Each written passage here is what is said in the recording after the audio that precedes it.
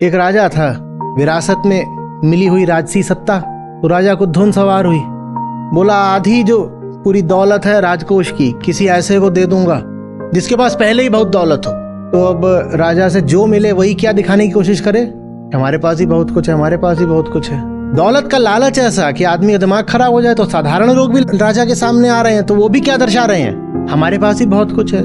अब राजा ने इस तरह करके पूरा राज्य छान मारा। राजा ने कहा ये ऐसी बात बन नहीं रही है। तो राजा निकल रहा था, एक बैठा हुआ था वहां पे अपना साधु फकीर नंग धड़ंग पेड़ के नीचे बैठा हुआ है। पेड़ से आम गिरे हुए हैं, बहुत सारे आम गिरे हुए हैं। वो आमों को देख रहा है, फिर उसने एक आम उठा लिया, उसको भी देख रहा है और हंस रहा है। राजा ने कहा ये बढ़िया बात, कुछ दिखाई नहीं दे रहा कि इसके पास है, ऐसे ही अपना दो कपड़ों में बैठा हुआ और कुछ दौलत भी नहीं दिख रही है। तो राजा वहीं जाके उसके सामने बैठ गया तो उसको एक निगाह ऐसे देख लिया, फकीर ने देख लिया अपना, तो अपने आम को देखने लगा। फिर उसने अपना आम छीला, थोड़ा सा चूसा, फिर देखा राजा तो उसने एक आम उठा के राजा को दे दिया। राजा रोने लग गया, उसे कोई मिला ही नहीं था जिसके सामने वो जमीन पे बैठ पाए। राजा को ऐसा लगा कि वो मिल गया जिसके पास बहुत कुछ है। तो राजा ने कहा कि मेरी इतनी दौलत है और मैं आपको अर्पित करना चाहता हूँ।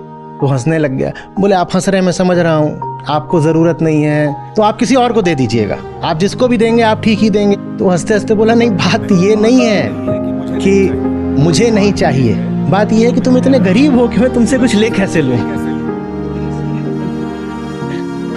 तो साधु जैसे हो जाओ, फिर ये जितने अमीर है ना तुम्हें इनकी गरीबी दिखाई देगी, फिर तुम खुद से नफरत नहीं करोगे, फिर तुम उस वृत्ति से, उन ताकतों से, उस संस्कृति से नफरत करोगे जिसमें ऐसे लोग पैदा हो जाते हैं जिनके पास बाहर बहुत कुछ होता है और भीतर कुछ भी नहीं।